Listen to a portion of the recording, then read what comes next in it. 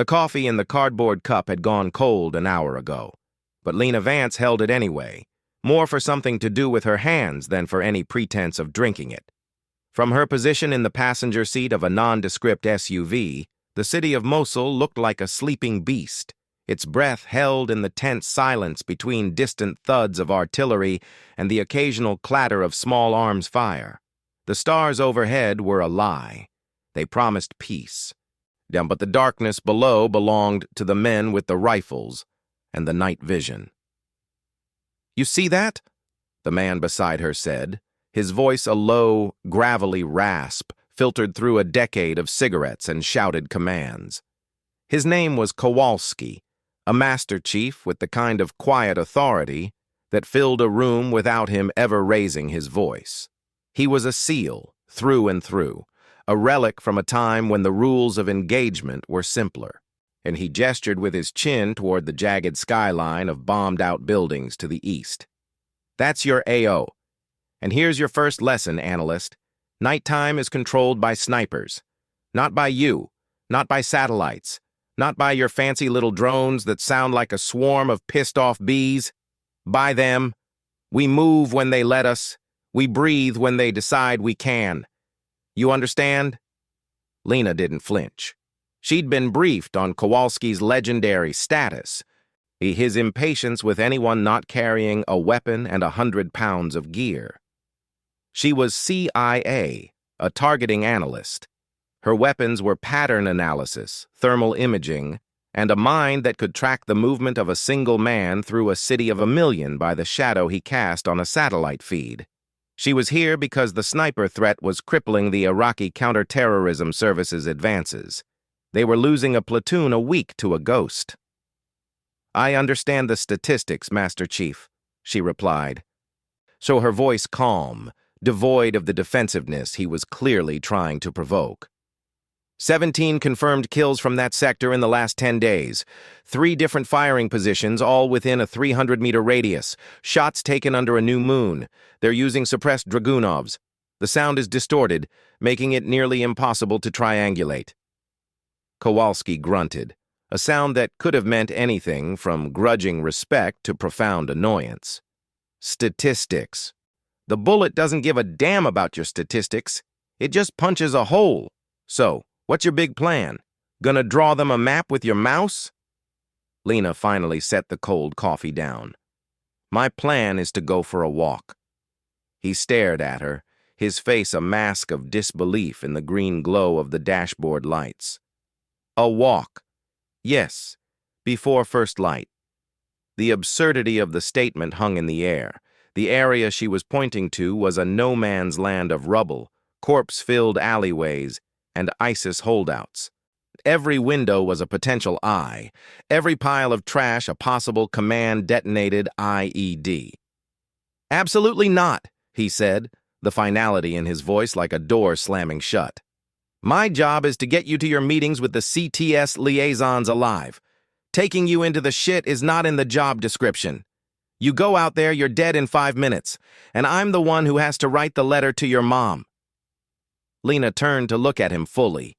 In the dim light, her eyes were steady, almost luminous. With respect, Master Chief, your job is to facilitate this mission. And this mission is about stopping those 17 kills a week from becoming 30. I'm not going to walk down the middle of the street.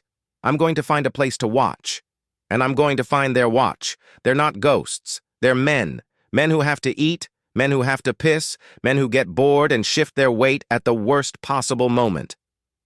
Kowalski opened his mouth to argue, but something in her gaze stopped him. It wasn't the bravado he was used to seeing in new guys. It was a cold, detached certainty. He'd seen that look before, in the eyes of the best spotters he'd ever worked with, the ones who could see the wind.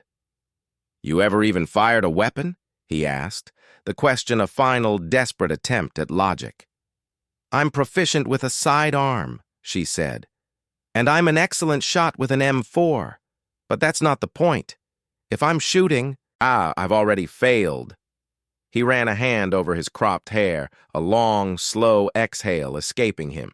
He was torn between his ironclad rule book for keeping civilians alive and a gut feeling he'd learned never to ignore. This woman wasn't scared. That was either the dumbest or the most dangerous trait a person could have. "All right, Christ," he muttered. "All right, but you're not going alone. I'm your babysitter. We do this my way. We find a hide. We observe. We call in coordinates for a JDAM. A no John Wayne shit from the 5th floor with a pistol. Understood?" A faint smile touched Lena's lips. Understood. An hour later, they were ghosts, clad in multicam that blended with the dust and concrete, their faces smeared with camouflage paint. They moved through the labyrinth of shattered homes. Kowalski led, a predator in his element, his movements fluid and silent despite his size. He checked every corner, every shadow, his suppressed HK-416 held at the ready. Lena followed, and a step behind and to his left, as he'd instructed. But her eyes weren't on the immediate threats. They were on the geometry of the city, the lines of sight, the way the buildings funneled the darkness. They slipped into the shell of a 3-story apartment building. The front wall was mostly gone, offering a panoramic view of the contested sector. To the untrained eye, it was a death trap, exposed to the enemy. To Lena, it was perfect. It was the last place a sniper would look for a careful operator. It was too obvious. They set up in a back room, pulling rubble over to create a small enclosed space with only a slit of a view. Kowalski took the first watch, his eye pressed to a small spotter's scope, while Lena unfolded a thin satellite damage assessment map and spread it on the floor. She used a red lens flashlight, the light so dim it barely illuminated the paper. "Okay," she whispered, her voice barely a breath. "Weighs 17 kills. They're hunting our patrols, but they're also hunting each other's shadows. A sniper's greatest fear isn't the target he can see, it's the sniper he can't." She began to mark the map, her finger tracing lines from the kill zones. Here, and here are the 3 positions we've ID'd from the bullet trajectories. But a smart shooter never uses a spot twice. He rotates. He adapts. So, where would I go if I were him? For the next hour, she talked, a constant stream of consciousness. She talked about prevailing winds and how they would carry the sound of a suppressed shot.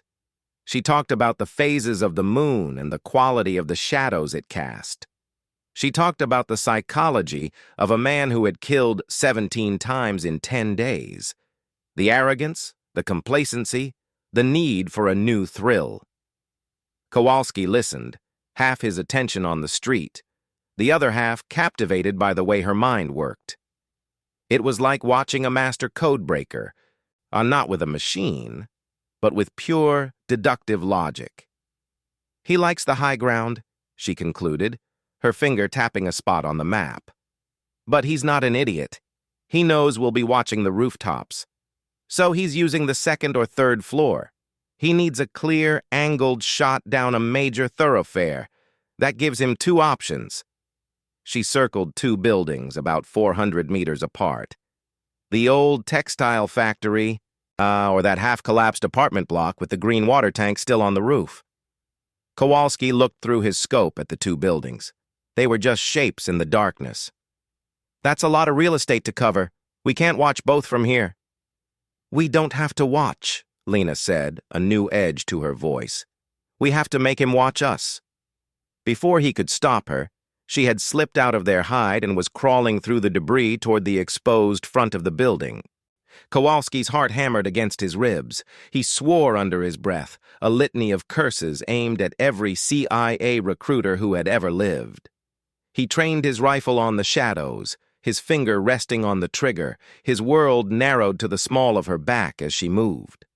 She stopped at a pile of broken concrete that gave her a sliver of a view. Then, she did something that made his blood run cold. She took a small, collapsible mirror from her pocket, no bigger than a compact, and extended it on a thin, flexible wire. She angled it just so, letting it catch the faint ambient light from the stars. She was creating a signature, A tiny, almost imperceptible flicker of light. A challenge. "What the hell are you doing?" he hissed into his radio, the voice in his earpiece frantic. "Fishing," came her calm reply. For 10 agonizing minutes, nothing happened. The city was a silent, dead thing. Kowalski was about to order her back when Lena spoke again, on her voice a whisper of triumph. "Textile factory, 3rd floor, 2nd window from the left." Kowalski swung his scope. He stared for a full 30 seconds, seeing nothing but blackness. Then, a micro-movement, a shadow within a shadow, so faint it was almost a trick of the eye. A figure adjusting his position. He'd seen the flicker. He was curious. He was hooked. "I see him," Kowalski breathed. "He's our key," Lena whispered, crawling back to the safety of their room. "He's the senior man. The teacher. He's not just shooting. He's positioning others. If we watch him, he'll lead us to them." The night became a master class in patience. Lena didn't sleep. She watched the watcher. She noted the angle of his rifle, the frequency of his scans. She built a profile. He was methodical, checking his sectors in a predictable pattern. He was also arrogant. He felt safe. At one point, just before 3 a.m., he lit a cigarette, cupping the ember in his hand. It was a fleeting spark, lasting only a second, but it was enough. Lena marked his position on her map with a small, precise X. "He's not alone," she murmured an hour later. "Watch the building to his left, the one with the collapsed roof. 3 stories down, the alley entrance." Kowalski looked. He saw nothing. "What am I looking for?" "A runner, a spotter, relaying info. He's using a courier system because radios can be tracked. He just went from the factory to that alley. He's checking in with someone in the cellar of that building." Kowalski squinted, and then he saw him. A figure, moving fast and low, hugging the walls. He vanished into a doorway. It was a brilliant tactic. So primitive it was invisible to their sophisticated surveillance. "Son of a bitch," he whispered. "How did you—" "Because I'm not looking for a weapon," she said. "I'm looking for purpose. That man is moving with purpose." The night deepened. The distant thuds of artillery had stopped. An eerie silence fell over the city, the kind of quiet that is more terrifying than any noise. It was the silence of the hunter, waiting for the prey to move. Lena used it. She stopped looking at the buildings and started looking at the spaces between them. She saw a second courier, a ghost of a shadow, moving from the cellar to a building further east, a gutted school. He didn't stay. He was just a messenger. By 4 a.m., her map looked like a spider's web. She had tracked the network, and the teacher in the factory, a spotter in the cellar, a shooter in the school, another in a bombed-out mosque, using the minaret's base for cover, another in a sewer grate. They were a constellation of death, linked by invisible threads of communication. They had turned a section of Mosul into a killing box, each sniper covering the other's blind spots. "There are 9 of them," she said, her voice flat, "including the teacher." Kowalski stared at the map. 9. An entire squad of snipers. Not it was a nightmare scenario. A coordinated, highly disciplined unit operating with impunity. "We can't take 9. Not the 2 of us. We need to call in an airstrike on the factory. Maybe take out the teacher and scatter the rest." "And they'll scatter," Lena agreed. "They'll melt away and set up somewhere else next week. We'll have to start all over. More of your boys die." She looked at him, her face illuminated by the red glow of her flashlight, making her look spectral. We're not here to disrupt them, Master Chief. We're here to end them, all of them, tonight." "How, for God's sake? We don't have the rounds or the people." "We have the one thing they don't have," she said. "We have their network. We have the teacher." She explained her plan in a series of clipped, tactical whispers. It was insane. It was brilliant. It hinged on the arrogance of the teacher, his reliance on his network, and then the one universal truth about snipers. They hate being watched more than anything in the world. Kowalski listened, his professional skepticism warring with a growing sense of awe. It wasn't a soldier's plan. It was a chess player's plan. It used the enemy's own strength, his discipline, as the weapon against him. At 4:47 a.m., the first hint of gray touched the eastern sky. The false dawn. The time when night vision starts to fail and the human eye is at its most vulnerable. Lena made her move. She left the safety of their hide. She didn't crawl. She walked, crouched low, but with a deliberate, visible purpose. She moved to the exposed front of the building, to a spot where she knew the teacher, with his high-powered optic, could see her. She then did the most provocative thing she could think of. She raised a small handheld thermal imager, the kind used for spotting, and pointed it directly at the textile factory. She held it there for a full 5 seconds. She was marking him. She was telling him, in a language every sniper understood, "I see you." Then she melted back into the darkness. The reaction was immediate. A single shot rang out, the crack of a Dragunov, the sound whip-cracking across the open ground. The bullet smashed into the concrete pillar where she'd been standing a moment before. He'd taken the bait. He was angry. He was reactive. He'd given away his position for the world to hear.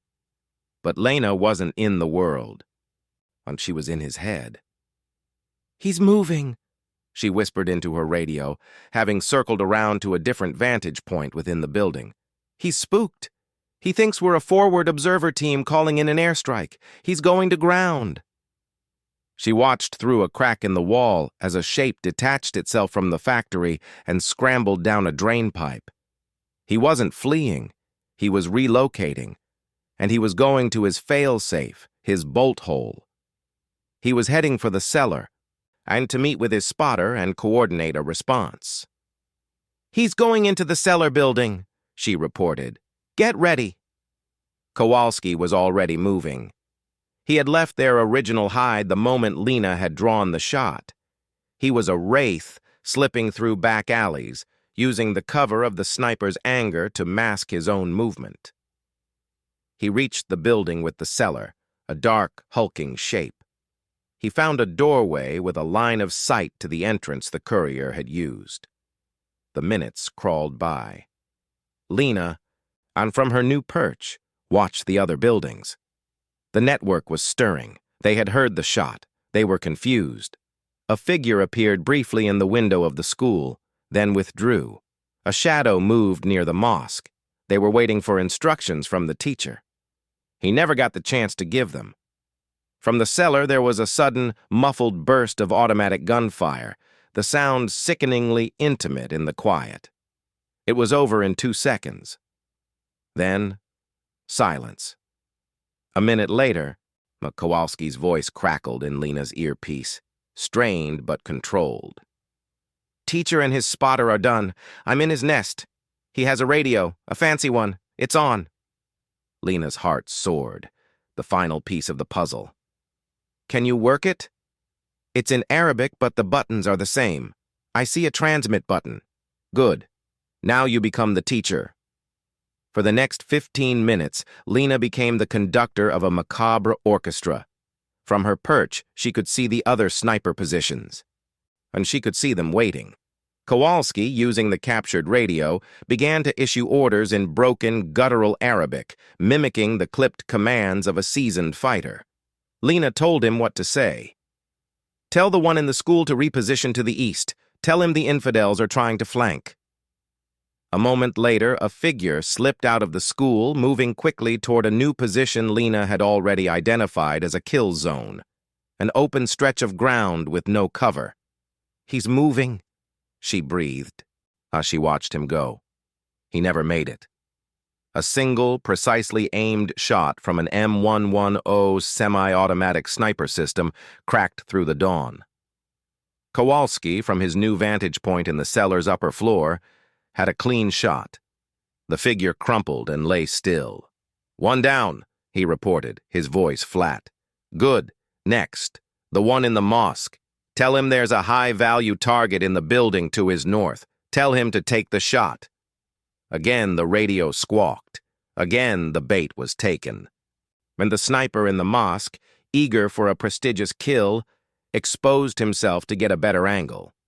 He leaned out from behind his cover, his rifle seeking a target that didn't exist. A second shot rang out. He slumped forward, his rifle clattering on the stones below. 2. The sky was turning from gray to a pale, milky blue. Dawn was breaking. The remaining snipers were growing restless. The lack of communication from their comrades, the contradictory orders, and the single shots in the distance. It was chaos. Lena pressed the advantage. The two in the eastern positions, she said, her mind racing. They're close to each other. They can probably see the same things. Tell the one in the sewer grate that the one in the building is a traitor. Tell him to eliminate him. Kowalski transmitted the order. For a long, terrible moment, nothing happened. Then, from the direction of the sewer, a shot rang out, aimed not at the coalition lines, but at the building where the other sniper was hiding. There was a return shot. Then another, a furious, panicked exchange of fire between two men who had been working together moments before. The gunfire stopped. Two more silhouettes erased from the board. 4 and 5, Kowalski counted, his voice tinged with disbelief. They just killed each other. The eastern horizon was now a blaze of orange and gold. The city was waking up, the shadows retreating. Lena scanned the remaining positions. 2 more. One was the courier, the young man she'd seen running between buildings. He was trapped in the cellar building, now cut off. The other was in a small shack on a rooftop, frozen with indecision. The one on the roof, Lena said. He's going to run. He's breaking discipline. She was right. The figure burst from the shack and sprinted for a stairwell. He was fast, a blur of motion, but he was also terrified. He wasn't watching his back, but he ran straight across Kowalski's field of fire. A short, controlled burst from his 4.16, and he was down. 6. That left the courier. He was smart. He hadn't moved. He was probably hiding in the cellar, waiting for the nightmare to end. Lena knew they couldn't go in after him. It would be a dark, close-quarters fight with an unknown number of enemies. "Come out," she said, her voice soft, though she knew he couldn't hear her. "Come out and see." She had one last card to play. She stood up, and in the full gray light of dawn, she walked to the most exposed part of the building. She stood there, a lone figure in civilian clothes, silhouetted against the brightening sky. A perfect target. "What are you doing?" Kowalski yelled in her ear, his voice frantic. "Get down!" She didn't move. She stared at the building where the courier was hiding. She was betting everything on one thing, that he was a sniper, trained to take the shot. But he was also a young man, alone. His entire world having collapsed in the last hour. He would be terrified, confused, and desperate for a win, for one target to make sense of the chaos. For 10 seconds, she stood there. The wind tugged at her hair. The city held its breath. Then she saw it. A faint movement in a cellar window. The glint of a scope, catching the first ray of direct sunlight. He was aiming. "Lena, for the love of God." She didn't flinch. She met the gaze of the scope with her own naked eyes. She held it. And the shot never came. The young man, the courier, the last surviving sniper of the network, lowered his rifle. He stared at the woman who had just dismantled his world, standing in the open, offering herself as a target. He saw no fear. He saw only a quiet, absolute certainty. And he understood. He wasn't the hunter anymore. He never had been. A moment later, the window of the cellar erupted in a cloud of dust as a well-placed round from Kowalski's rifle smashed through it. Lena didn't see if it found its mark. She turned and walked back into the shadows. An hour later, as the first CTS patrols began to cautiously move into the sector, they met Kowalski at a prearranged extraction point.